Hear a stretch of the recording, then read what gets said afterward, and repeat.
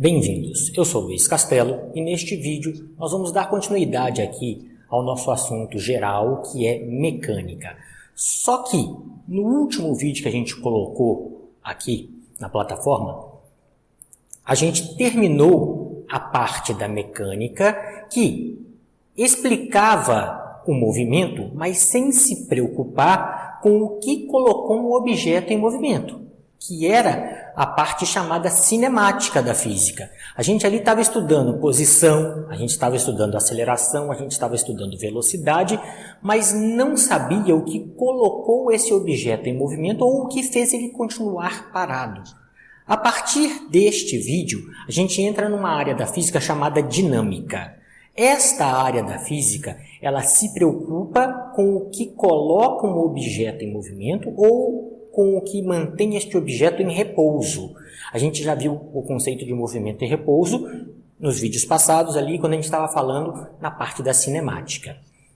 Então, pessoal, para que a gente possa seguir adiante aqui, nós vamos começar a parte de dinâmica falando daquilo que é fundamental para que um objeto possa ser colocado em movimento, possa alterar o seu movimento ou possa permanecer em repouso.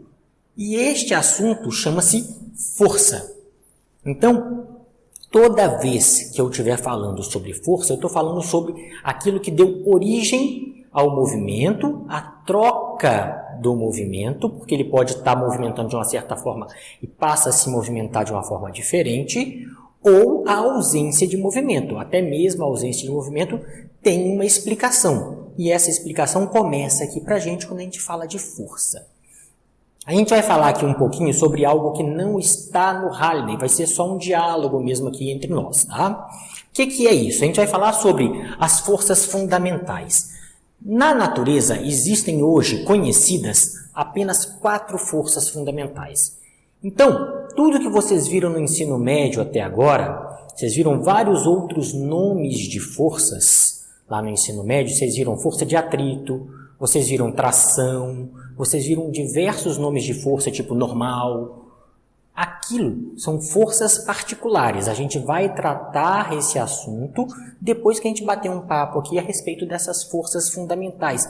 Só para poder deixar claro para vocês que aquelas forças particulares são particular no nome, por quê? Porque é uma particularidade de uma dessas 4 forças. Na verdade, são aspectos de uma ou mais dessas 4 forças aqui.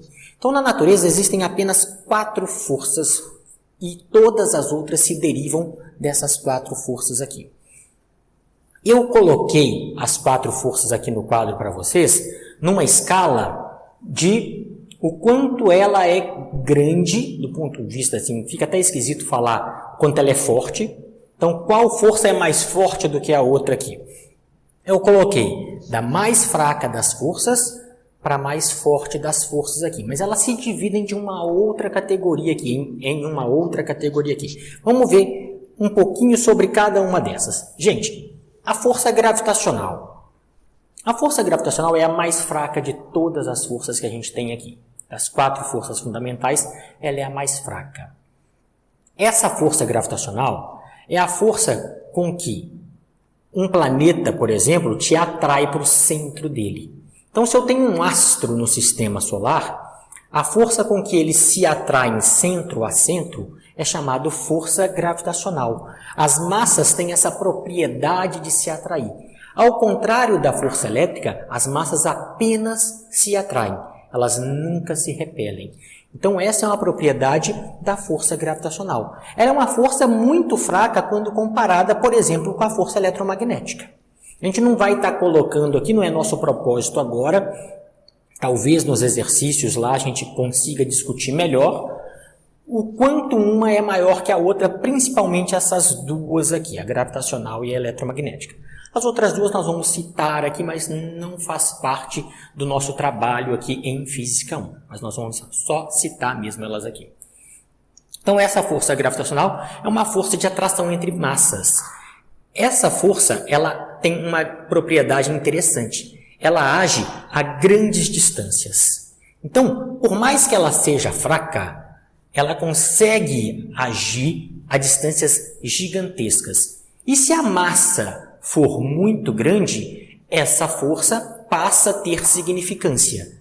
Então, a gente, por exemplo, só está na órbita que está em volta do Sol, naquela órbita ligeiramente elíptica ali em volta do Sol, devido à força de atração gravitacional entre o Sol e a Terra e todos os outros planetas, a Terra e a Lua, a Terra e todos os asteroides que estão aqui em volta. Isso é um conjunto que mantém a Terra exatamente na órbita que ela está e permitiu a vida como ela existe hoje aqui para a gente, no formato que a gente conhece. Tá? Então, ela é muito importante, apesar dela não ser uma força extremamente forte. Ela pode ter números grandes, desde que as massas que a gente esteja trabalhando com ela sejam massas muito grandes. A segunda força em ordem de grandeza é a força nuclear fraca. O que essa força nuclear fraca faz? Tá? Antes de falar o que ela faz, vamos ver aqui. Essa força aqui, eu falei que ela age a grandes distâncias. Essa força aqui, ela trabalha em distâncias extremamente pequenas, da ordem do tamanho do núcleo de um átomo. Então, essa é uma força aqui, gente, que só atua em distâncias bem pequenininhas. A gente fala que ela é uma força de curta escala, enquanto essa aqui era uma força de grande escala. Então, ela é de uma pequena escala, curta escala. Por quê? Porque ela só atua ali, essa força só existe, só faz sentido quando eu estou falando de dimensões do tamanho do núcleo de um átomo. E isso é muito pequeno. E o que essa força, então, nuclear fraca faz? Ela é responsável pelas reações químicas, por exemplo. Ela é responsável pela radiação. Ela sintetiza elemento, ela tem um decaimento radioativo associado a ela. Ela tem, por exemplo, os decaimentos beta são todos particulares dessa força nuclear fraca. A gente, como eu disse, não vai entrar em detalhes a respeito aqui de o que é cada uma dessas coisinhas que eu falei aqui, de como é que é um decaimento beta, de como é que ela sintetiza elementos ali. Isso não vem ao caso para a gente, é só para a gente poder saber que ela é uma das 4 forças fundamentais. Outra força de grande escala aqui, ou seja, que age a distâncias grandes, é a força eletromagnética. Essa força foi uma junção da força elétrica com a força magnética, então juntou e deu este nome eletromagnético. A gente, quando for estudar isso lá em Física 2 ou Física 3, dependendo do curso de vocês, recebe uma nomenclatura diferente, mas quando for estudar eletricidade, magnetismo ou eletromagnetismo, vocês vão começar a estudar separadamente. Vão estudar eletricidade e vão estudar magnetismo. Só lá para frente, para quem tiver muito interesse em determinado outro curso, não necessariamente outro curso de graduação, mas um outro curso dentro do seu curso, uma outra disciplina dentro do seu curso, vai estudar a força eletromagnética mais a fundo. Mas ela é responsável por atrações elétricas, é responsável por tudo que a gente tem hoje de tecnologia, digamos assim. Então, se eu tenho um aparelho elétrico ou um aparelho eletromagnético, é graças ao entendimento da força eletromagnética. Essa força eletromagnética ela tem uma série de aspectos que ela pode apresentar e ser estudado de forma bem diferente, digamos assim, de um aspecto bem diferente, que eu não vou lá para dentro da força eletromagnética, dentro das forças que a gente chama de forças particulares lá. Um exemplo de uma ação aqui da força eletromagnética dentro das forças particulares, que a gente não vai nem conseguir cruzar uma com a outra aqui para a gente, mas que faz sim parte, uma é dependente da outra, é a força de atrito. A força de atrito tem lá no fundo sua natureza eletromagnética. Atração e repulsão de elétrons, prótons e assim vai. Então, a gente chega finalmente aqui na força nuclear forte. Essa força nuclear forte é a mais forte de todas as forças que a gente tem aqui, das 4 forças fundamentais, e ela também é uma força de curta escala, de pequena escala. Ela também só vai agir ali na ordem, na dimensão do núcleo do átomo. Diferente desta força nuclear fraca, que sintetiza elemento, tem decaimento radioativo, transforma um elemento em outro ali, essa força nuclear forte, ela é responsável pela estabilidade do núcleo. O núcleo só existe como o núcleo que a gente conhece. Na verdade, o núcleo não é uma esferinha que lá dentro tem prótons, nêutrons, não é nada disso. Mas, para uma abstração nossa, a gente sempre começa a ensinar para os alunos como se assim fosse, mas mesmo não sendo isso, o núcleo só existe como núcleo por causa da força nuclear forte. O que acontece lá dentro do núcleo, gente? Olha, lembra lá o que a gente tem dentro do núcleo. Dentro do núcleo a gente tem prótons e tem nêutrons. A dimensão do núcleo é muito, mas muito pequena. Então eu vou ter prótons muito próximos um do outro. Que seja 2 prótons muito próximos um do outro. Só que a gente tem elementos que tem muito mais de 2 prótons lá junto um do outro. Tem elemento de 80 prótons, a gente tem elemento de 90 prótons, de 100 prótons. Então, imagina todos esses prótons muito perto um do outro. São todos cargas elétricas de mesmo sinal. Elas querem se repelir, elas querem separar uma da outra. E quem que impede essa separação? A força nuclear forte. Então eu estou sendo aqui bem simplista, bem sucinto, só para a gente poder falar que existem 4 forças fundamentais da natureza, que ela separada ou a junção entre elas me permite falar das forças particulares, que as forças particulares são associações ou aspectos diferentes, como eu quero estudar, dependendo daquilo que eu quero estudar, para facilitar meus cálculos, para facilitar meu entendimento, para poder ficar mais didático, de passar para alguém essa informação, é um aspecto de uma dessas 4 forças, tudo bem? Então agora a gente vai falar aqui, antes de falar das forças particulares, para poder entender melhor essas forças particulares, é importante que a gente entenda as leis de Newton. Então a gente vai ver as leis de Newton aqui, não necessariamente na ordem com que elas foram escritas, que é a primeira, ou que normalmente é chamada, na verdade, primeira lei de Newton, segunda lei de Newton, terceira lei de Newton. Nós vamos tentar entender um pouco aqui também as leis de Newton, à base de um diálogo. Se for preciso a gente escrever alguma coisa, a gente escreve, mas a gente vai falar sobre as 3 leis de Newton aqui, para depois a gente falar das forças particulares e finalmente encerrar este capítulo falando das aplicações dessas forças que eu tenho aqui, das aplicações das leis de Newton. Tá? Então vamos dar continuidade aqui agora e vamos falar um pouco sobre as leis de Newton. Pessoal, vamos lá. Falei que a gente ia falar agora aqui sobre as leis de Newton. A primeira lei de Newton, eu já escrevi aqui no quadro, para poupar nosso tempo aqui, é a chamada lei da inércia. O que essa lei da inércia fala? Vamos lá. O que está aqui no quadro e a gente explica aqui com outras palavras o que está aqui no quadro. Ela fala aqui, ó, se nenhuma força age sobre um corpo, imagina que eu tenho um corpo e nenhuma força está agindo sobre ele, é impossível que eu mude a velocidade desse corpo. Essa é uma das falas da lei de Newton. Ou seja, se o corpo está aqui, ó, com uma certa velocidade sobre essa mesa, onde quer que seja, e não tem forças agindo sobre este corpo mais, a velocidade desse corpo não tem como mudar. Se ela estiver parada, vai ficar parada.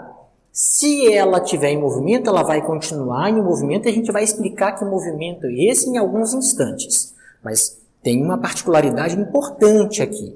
Então, vamos voltar aqui só um pouquinho.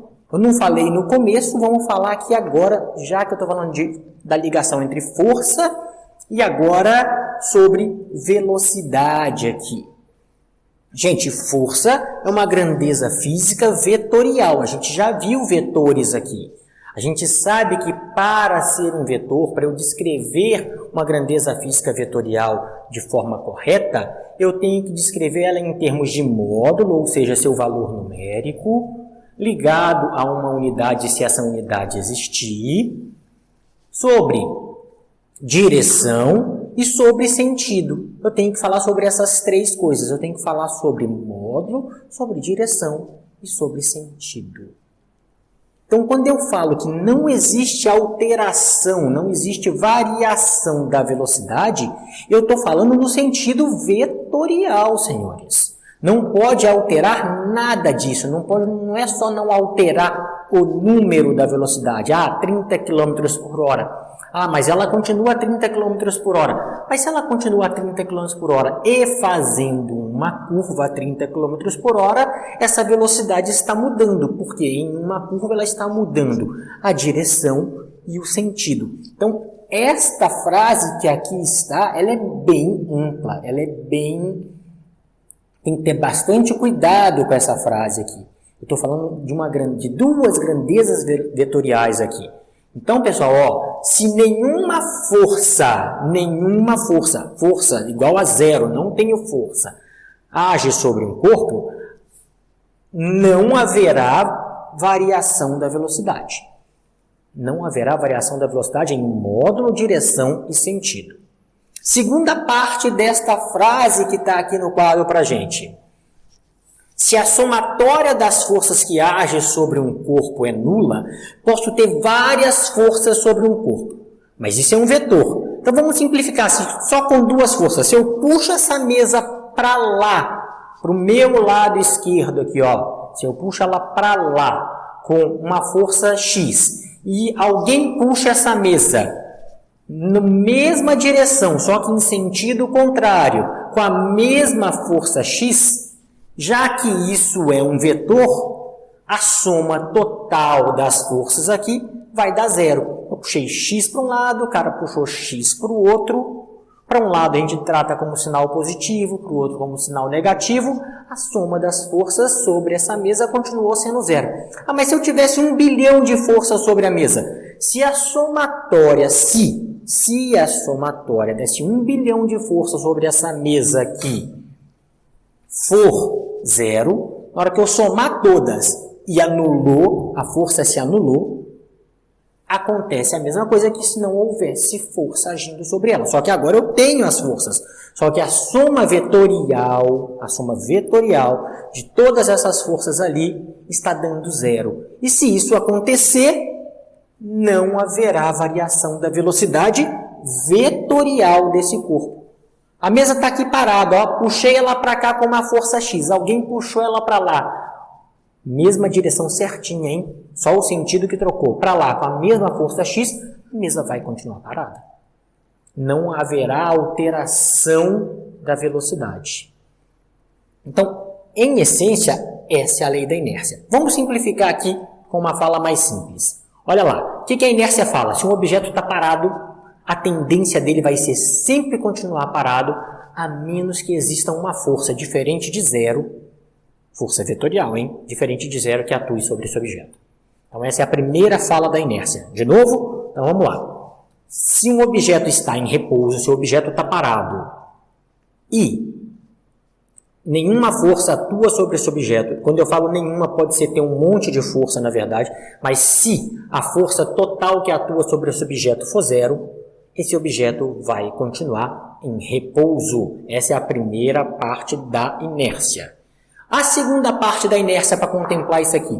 Se um objeto já está se movendo com uma certa velocidade, imagina que esse objeto está se movendo com uma certa velocidade e nenhuma força atua sobre esse objeto, ou se atua alguma força sobre esse objeto e a somatória dessas forças sobre esse objeto é zero do ponto de vista vetorial, esse objeto vai continuar se movendo com a mesma velocidade que ele tinha antes, com aquela velocidadezinha que eu vi no começo, sem alterar esta velocidade.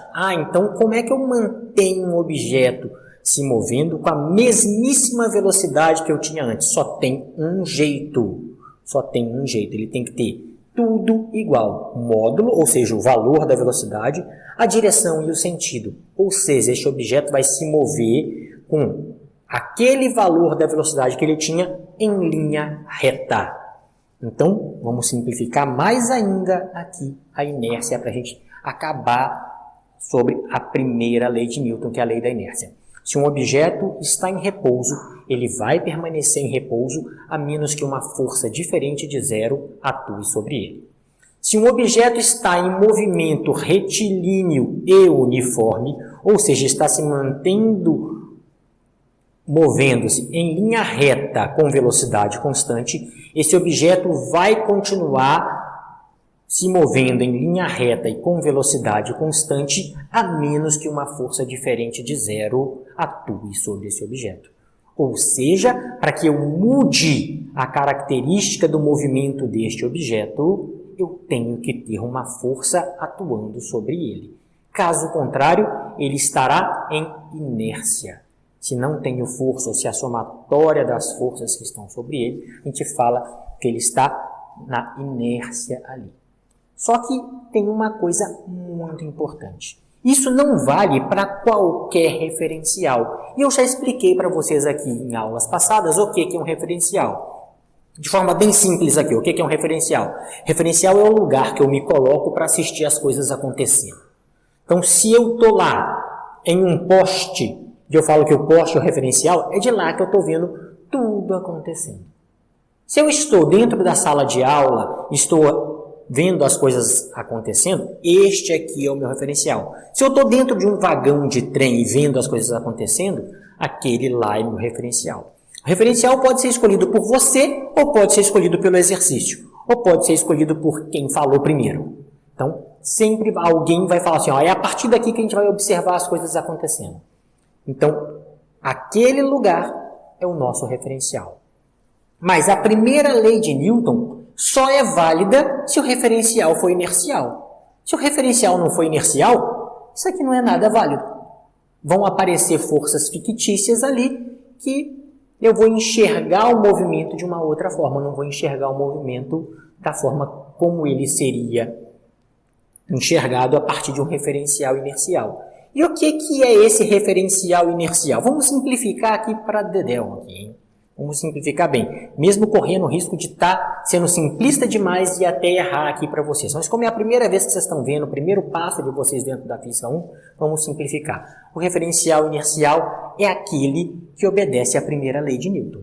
Ou seja, um referencial é dito inercial se ele está em repouso ou se ele está em movimento retilíneo e uniforme.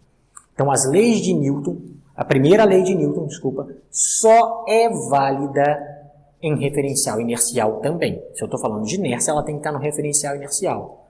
Então, se um objeto está lá, se o meu referencial está lá e ele está parado, a lei da inércia é válida. Se o meu referencial está se movendo em linha reta e com velocidade constante, a lei da inércia é válida. Note que para que a lei da inércia seja válida, para que isso que a gente explicou aqui agora seja válido, o referencial tem que ser inercial. Então, gente, essa foi a nossa primeira lei de Newton. Vamos parar aqui a primeira lei de Newton e vamos explicar agora sobre a terceira lei de Newton. Aí você me pergunta, professor, mas é a segunda lei de Newton? A segunda lei de Newton é a menorzinha de todas, mas ao mesmo tempo a mais difícil. Só que se eu não entendo a primeira lei de Newton, então, por favor, se não entendeu nada, para, volta, assiste 1000 vezes isso, lê essa frase até ela fazer sentido, ou me pergunta se for preciso, ou, então, o que você vai precisar fazer? Voltando aqui, você tem que entender muito bem a primeira lei de Newton e a terceira lei de Newton para que a segunda lei de Newton possa ser bem utilizada, para que você não erre a segunda lei de Newton. Então, por isso eu vou falar primeiro sobre a primeira e agora nós vamos apagar aqui e vamos falar sobre a terceira lei de Newton. Voltando aqui, pessoal, de novo apaguei o quadro aqui para a gente ganhar tempo, já escrevi um textozinho pequeno aqui a respeito do que é a terceira lei de Newton. Pessoal, a terceira lei de Newton a gente chama ela de ação e reação. O que essa terceira lei fala e é extremamente importante junto com a primeira lei de Newton para que a gente consiga resolver os exercícios sobre força, sobretudo quando eu vou explicar os exercícios baseados lá na segunda lei de Newton, porque os exercícios, a parte numérica dele, sai da segunda lei de Newton, mas não dá para fazer se eu não entender direitinho a primeira e a terceira. Então vamos ver o que ela fala aqui, lendo o que está aqui no quadro, e depois a gente tenta falar isso de forma diferente, como a gente fez aqui para a primeira lei de Newton, que era a inércia. Então vamos lá, ó. Ação e reação. A toda ação corresponde uma reação de mesma intensidade, ou seja, mesmo valor numérico, mesma direção na linha que une os dois objetos, porque para poder ter ação e reação eu preciso ter dois corpos, tá? E sentido contrário. Ou seja, vamos traduzir aqui isso aqui. Significa o seguinte, essa lei da ação e reação. Se um cara te dá um soco no nariz, é a mesma coisa que você dá uma narizada na mão do cara. Pronto, ação e reação está explicada. Vamos lá? Brincadeiras à parte, vamos lá. O que significa aqui? Significa que se eu empurro o quadro, olha, eu sou um objeto, o quadro é o outro objeto. Se eu empurro o quadro para lá com uma força, o quadro vai me empurrar na mesma linha que está juntando aqui meu braço e o quadro, na mesma linha, só que para o outro lado com a mesmíssima força. Com o mesmo valor de força, não a mesmíssima força, porque senão eu estaria falando de vetor, mas com a mesma intensidade dessa força. Então, o que acontece aqui nessa terceira lei de Newton? Eu tenho que ter dois objetos para poder ser válida a terceira lei de Newton. Não acontece sobre um único objeto. Tem que ter a interação de dois objetos. Quando existe essa interação entre dois objetos, a força que um faz sobre o outro tem o mesmo valor numérico. Atua sobre a mesma linha que passa pelo centro de massa desses dois corpos. Lá para frente a gente vai explicar centro de massa. Mas suponha que eu posso reduzir esses dois corpos a um ponto. A mesma linha que une esses dois pontos é onde essa força vai atuar. Só que uma para cada lado desta linha. Essa é a terceira lei de Newton. E o que tem de mais importante aqui, além de falar que elas atuam sobre a mesma linha, com o mesmo valor numérico, só que em sentido contrário. O que tem de mega importante aqui, gente, é que tem que ser em corpos separados. Tem que ser dois corpos distintos. Não existe ação e reação para o mesmo corpo. Tudo bem? Então, existe aqui várias coisinhas que a gente poderia ilustrar a terceira lei de Newton. Uma delas é uma fábula que fala o seguinte. Um certo dia, um cara foi trabalhar na sua carroça, amarrou o cavalo dele na carroça e falou para o cavalo, vamos, puxa a carroça que nós precisamos trabalhar. O cavalo falou, opa, hoje eu não vou trabalhar não. O cara pergunta, mas por que não? O cavalo responde, poxa, eu estava estudando lá a minha física lá e vi que na terceira lei de Newton, se eu puxar a carroça para um lado com uma força, a carroça vai me puxar no sentido contrário com a mesma força, e então não vou fazer nada, porque se eu puxo a carroça para frente com uma força e a carroça me puxa para trás com a mesma força, nós vamos ficar aqui parados e não adianta eu fazer força, então eu não quero trabalhar hoje. Pô, tem um erro aí. Qual que é o grande erro? Qual que é a grande sacada aqui? É a brincadeira que eu fiz no começo aqui com vocês. Se você der a narizada na mão do cara, ou o cara te der uma mãozada no seu nariz, um dos dois vai sair machucado. Por quê? A mesma coisa da carroça. Porque a força atua em corpos distintos. Tem que ter dois corpos para ter ação e reação. E cada corpo sofre a ação desta força de forma distinta. Quando você dá a narizada na mão do cara, seu nariz é mais fraco. Quando o cavalo puxa a carroça, devido ao formato das patas do cavalo e da roda da carroça, é mais fácil para aquela mesma força colocar a carroça em movimento. Então, justamente por ter agido em corpos distintos, a mesmíssima força, com exceção do sentido, vai agir de forma diferente, vai ter uma resultante diferente, vai dar um destino diferente para um daqueles corpos. Se os corpos foram exatamente iguais, sobre uma mesma superfície, tudo igual, aí sim eles ficariam ali, cada um puxando um para um lado e ficariam respeitando ainda quem? A primeira lei de Newton, se eu estiver dentro de um sistema de referência inercial, sistema referencial inercial. Tudo bem? Então, a terceira lei de Newton não tem muito segredo. Mas, repito, tenta entender ela a fundo. Tenta entender ela com todo o cuidado do mundo, que são dois corpos, que por serem dois corpos, eles podem sofrer consequências diferentes para uma mesma força. E que ela é praticamente igual nos dois corpos à força. Só que lembra que força é um vetor. Então ela vai ter a mesma intensidade, a mesma direção, mas vai ter sentido contrário. Então aqui mora a única diferença entre os dois corpos. Uma vai estar para um lado, outra vai estar para o outro. O estrago pode ser maior em um corpo, a consequência pode ser diferente de um corpo para o outro, devido às suas características físicas. Tudo bem? Então, pessoal, essa foi a terceira lei de Newton. Eu preciso de novo, saber muito bem a primeira e a terceira lei de Newton para a gente ver a próxima que a gente vai colocar aqui, extremamente simples, pequenininha quando eu coloco no quadro, chamada segunda lei de Newton. Então, vejam, revejam quantas vezes for necessário antes de dar seguimento aqui para a segunda lei de Newton. Vamos lá? Segunda lei de Newton a partir de agora. Vamos lá, pessoal. De novo, mesmo procedimento. Apaguei e já escrevi aqui sobre o que nós vamos falar, que agora é a segunda lei de Newton. A segunda lei de Newton, pessoal, conhecida como a lei da força resultante.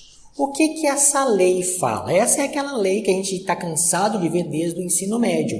Ela fala para mim que se eu considerar a soma de todas as forças que agem sobre um corpo, ou seja, a soma das forças no seu modo vetorial, a resultante da soma daqueles vetores força sobre um corpo, que a gente chama aqui de a força líquida sobre um corpo. Se eu pegar a resultante dessas forças, essa resultante é obtida numericamente, o número dela é obtida através do produto, ou seja, da multiplicação entre a massa do corpo e a aceleração a que está submetida aquele corpo. Eu posso trabalhar e devo trabalhar isso em diversas situações na forma vetorial, o que vai ser escrito assim, e vocês já conhecem, que força, e note, os senhores, que esta força, além de vetorial, ela é a força resultante, ela não pode ser só uma das forças que atua sobre o corpo, é a soma de todas as forças que atua sobre o corpo. Essa é muito importante, essa passagem aqui, para entender a segunda lei de Newton. Então, essa aqui é a força resultante, é a força líquida que atua sobre aquele corpo. A força resultante é igual à massa daquele corpo que eu estou querendo saber qual é a força atuando sobre ele, vezes a aceleração. Olha que eu coloquei isso em vetor e isso em vetor. Tudo bem? Esta aqui é uma grandeza escalar, que é a massa. Ela só faz o que uma grandeza escalar, quando vocês viram lá na aula de vetores, só faz mudar o valor desse cara aqui em relação a este. A menos que isso aqui seja 1, se isso aqui for 1, nenhum dos dois não vai ter alteração. O que for aqui, vai ser aqui. Caso contrário, ele vai fazer mudar este em relação a este. Então, essa é a minha grandeza escalar, que é a massa do meu corpo. Tá? Então, quando você calcula isso aqui, você achou, não foi uma força que está atuando sobre o seu corpo, e sim a resultante de todas as forças que estavam atuando sobre o seu corpo. Essa aqui é a primeira forma que a gente vai estar estudando a segunda lei de Newton. A segunda lei de Newton, nós vamos ver ela de diversas formas diferentes. Essa é a mais simples de todas. Ela não é tão poderosa, assim, vamos dizer desse jeito aqui, para ser bem simplista.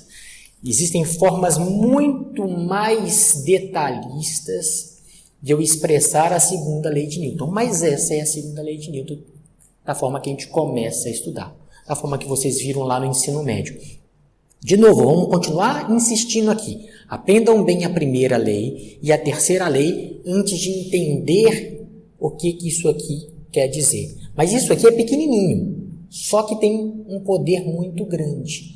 E a primeira coisa que vocês têm que deixar, assim, entrar na cabeça de vocês e não esquecer nunca mais, é isso aqui, ó, força resultante. Eu não estou calculando cada uma das forças que agem sobre o meu corpo, e sim a soma de todas as forças que agem sobre o meu corpo.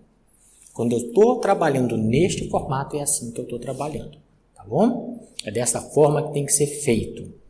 Então, ó, isso aqui pode ter força no eixo X, no eixo Y e no eixo Z. Se eu quiser, e na grande maioria das vezes eu posso fazer isso, eu não vou falar para vocês que eu posso fazer isso em todas as vezes, mas se eu quiser, e na grande maioria das vezes eu posso calcular a força resultante no eixo X como sendo a massa vezes a aceleração no eixo X. Eu posso calcular a força resultante no eixo Y como sendo a massa vezes a aceleração que aquele objeto tinha no eixo dos Y. Nota que eu não estou colocando vetor ali, não estou preocupando em colocar vetor, aquilo ali já está sobre cada um dos eixos, então eu estou trabalhando só em módulo mesmo. E aqui eu tenho a força resultante no eixo Z é igual a massa vezes a aceleração que esse corpo tinha no eixo Z. Isso aqui é para um sistema de coordenada cartesiano, ou seja, aquele sistema com ângulos retos. Esse aqui, ó, eu tenho o eixo Z, o eixo dos X e o eixo dos Y, como queiram ler. Então, este aqui é a decomposição da força resultante para cada um daqueles eixos lá. E essa é a nossa segunda lei de Newton. Dessa forma, gente, a gente encerra aqui nosso vídeo para introduzir o assunto força para vocês. No próximo vídeo, nós vamos falar das forças particulares, ou seja, as forças que derivam dessas forças fundamentais. Nós não vamos explicar como elas derivam dessas forças fundamentais, mas tenham em mente que são aspectos de uma ou da junção de mais de uma daquelas forças fundamentais. Nós vamos falar ali sobre tração, vamos falar sobre normal, sobre peso, sobre atrito. Só que atrito nós vamos ver no próximo capítulo. Tem um capítulo que fala de forças no livro do Halley, então eu vou estar dividindo também com vocês aqui, que trata só sobre essa parte de força de atrito e arrasto, que vai ser o próximo capítulo. Então, nós vamos estar no próximo vídeo falando sobre essas forças particulares, que derivam ali das minhas forças fundamentais. E talvez a gente faça, não nesse mesmo vídeo, ainda não estou certo sobre isso, a gente vai fazer as aplicações, fazer algumas aplicações da lei de Newton, ver como é que eu trabalho isso aqui, como é que eu trabalho principalmente esta segunda lei de Newton. Mas se eu não souber a primeira e a terceira, não dá nem para trabalhar isso. Então, foca nesse vídeo aqui agora, para ele, estuda quantas vezes for necessário, manda a sua dúvida, que a gente vai partir para as forças particulares e depois para as aplicações. Tudo bem? Então, a gente encerra aqui a nossa parte introdutória a respeito de forças.